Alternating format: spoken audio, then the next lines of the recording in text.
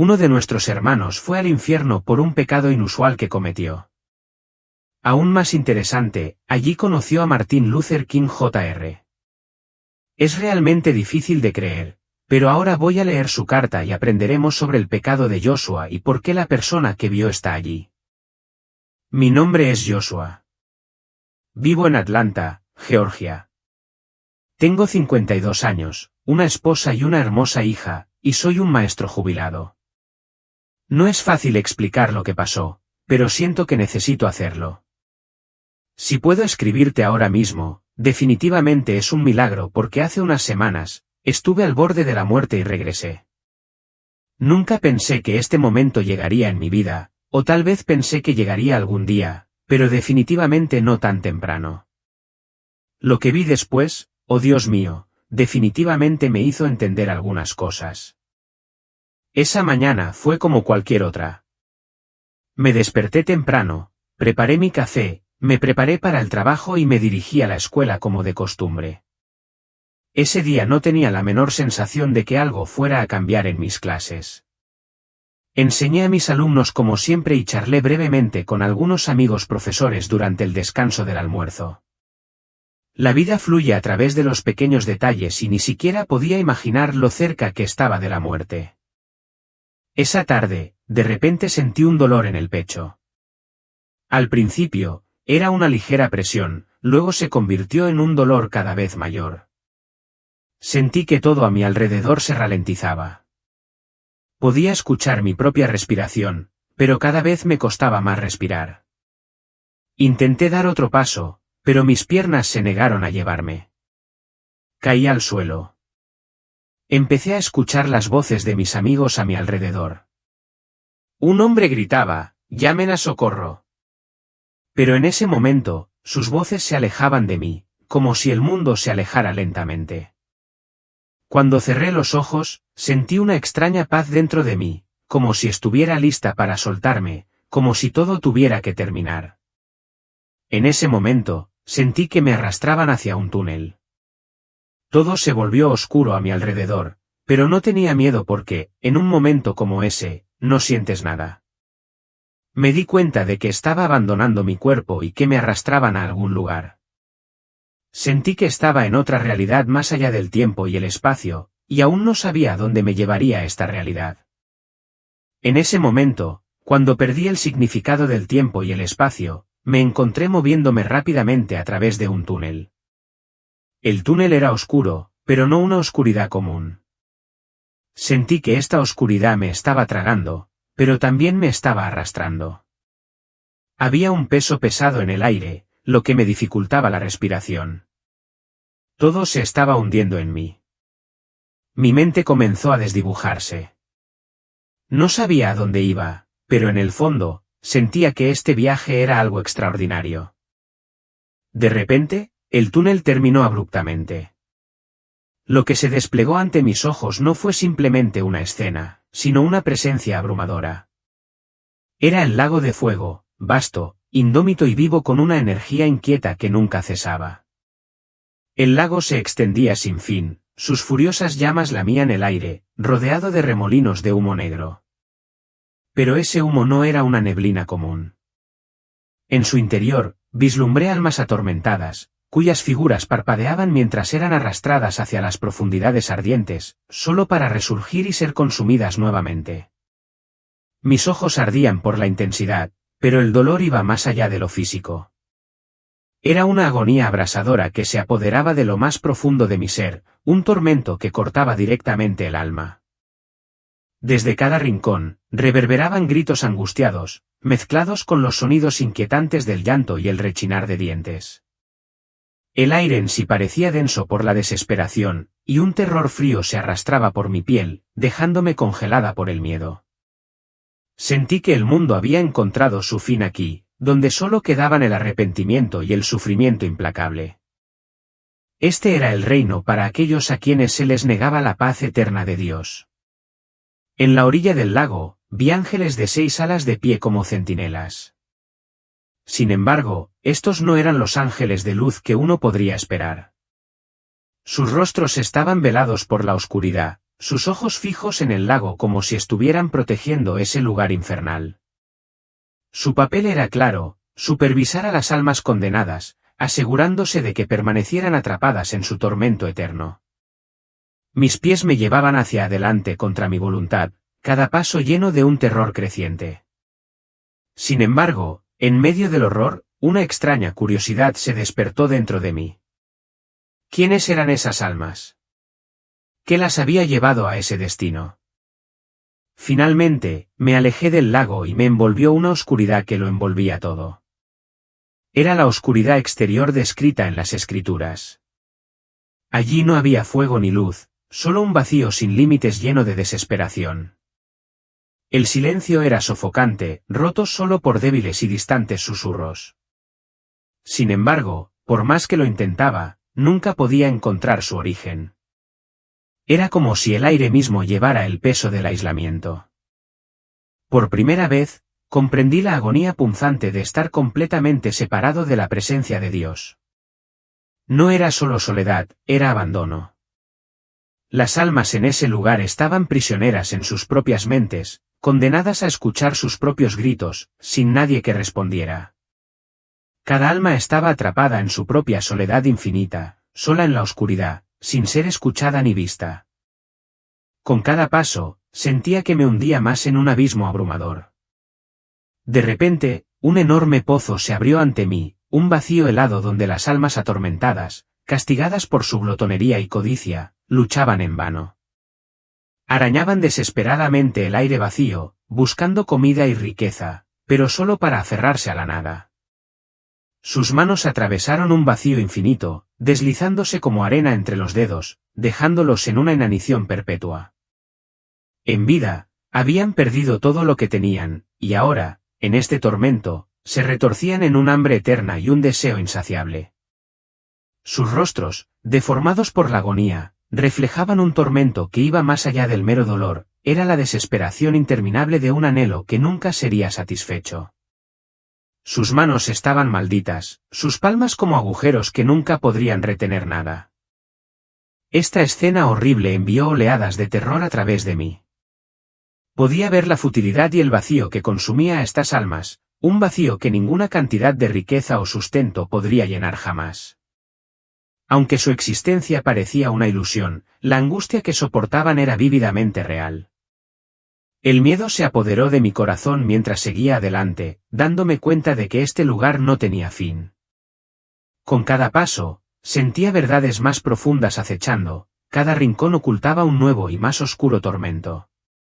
Cuanto más caminaba, más sentía que algo más profundo, más aterrador me esperaba abajo. A medida que avanzaba, la oscuridad se espesaba, envolviendo todo a mi alrededor como un sudario asfixiante.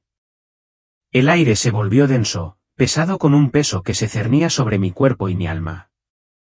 Era una oscuridad que se filtraba en mi mente, nublando mis pensamientos y llenándome de miedo. En las profundidades del infierno, me encontré con una reunión, una gran multitud, diferente a las almas inquietas que había visto antes. Estaban de pie en un silencio inquietante, como si esperaran a alguien, o algo, pacientemente, sin luchar ni protestar.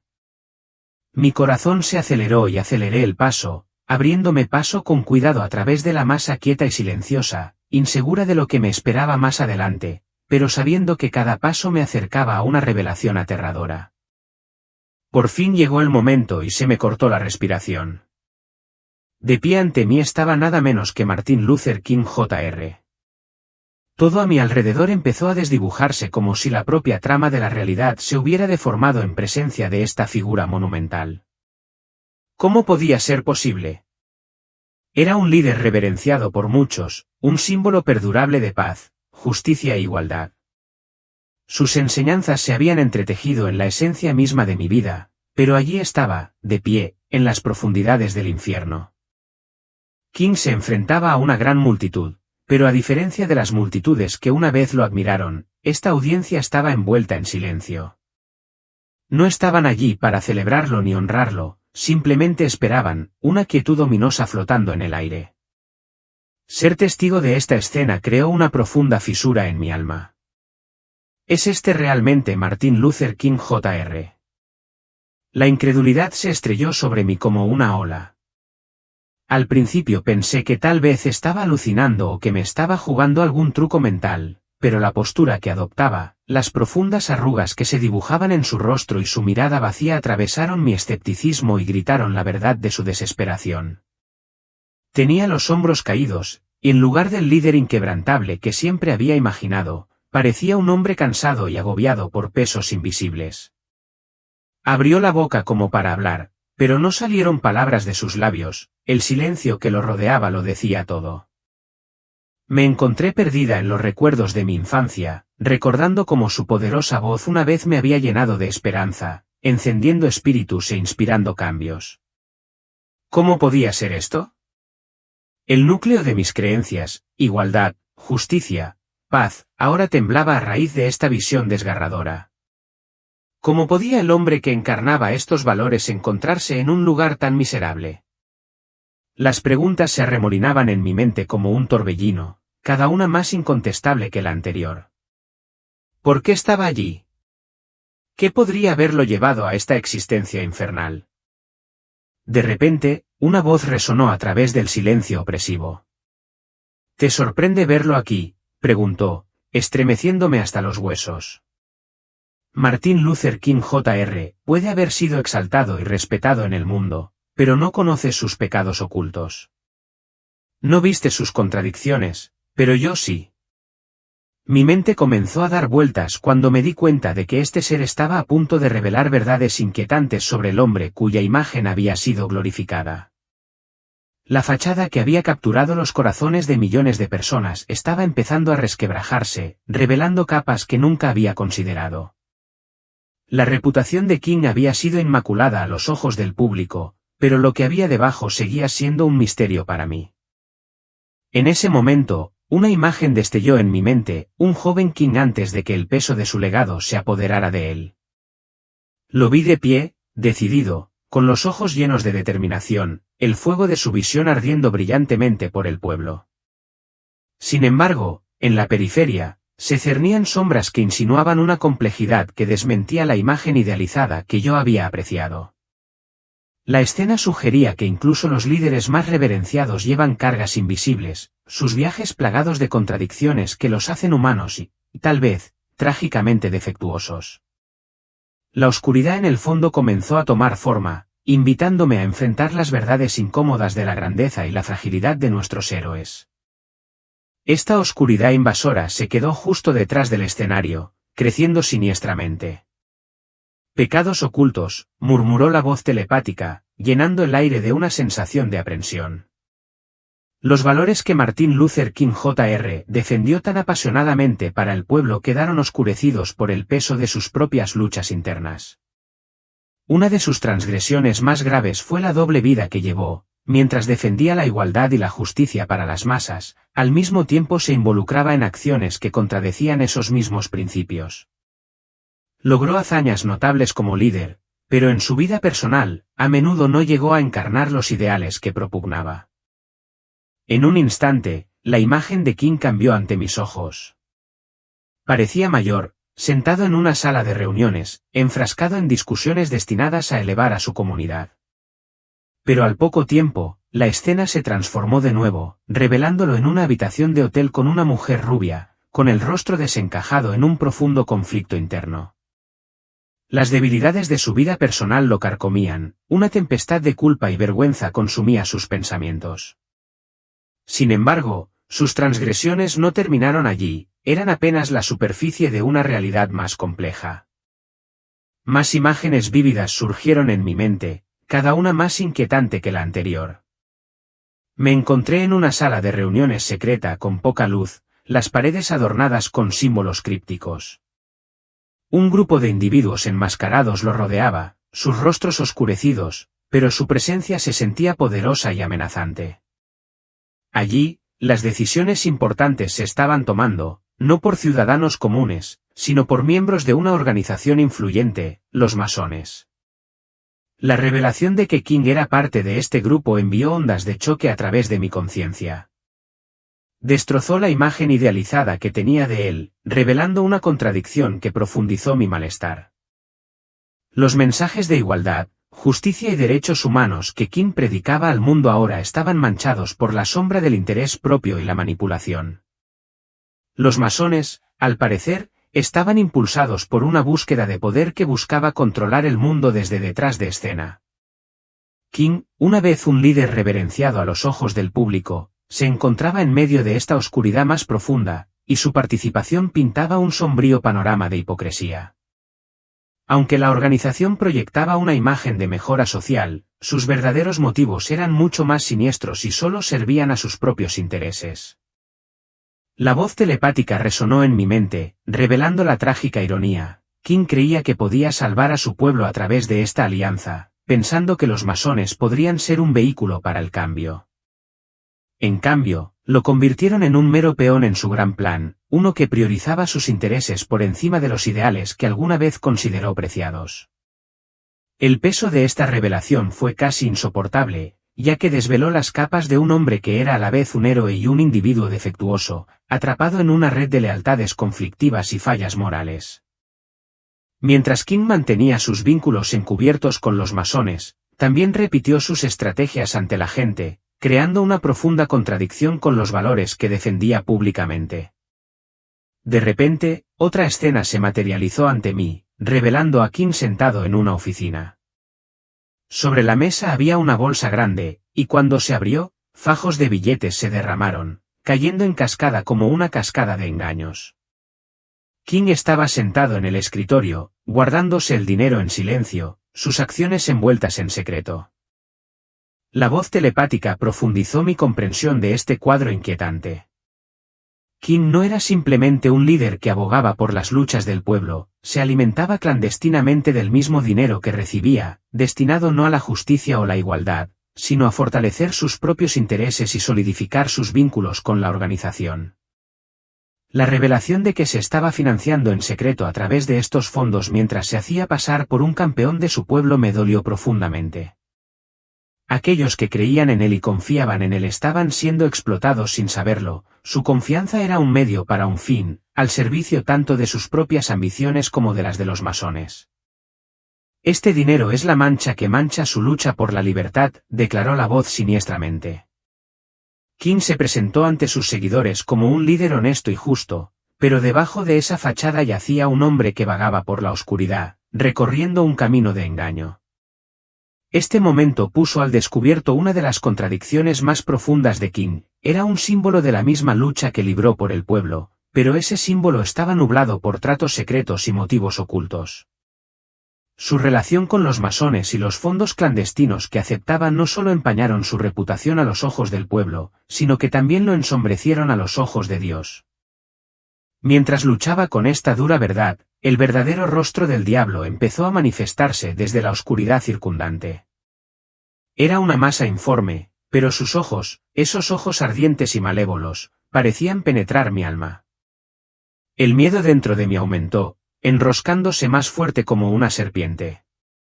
A medida que el diablo se acercaba, sentí su mirada penetrante en mí, como si pudiera ver cada miedo oculto, cada pensamiento no expresado. No eres diferente de ellos, Joshua, susurró, con su voz llena de malicia. ¿Sabes a qué me refiero?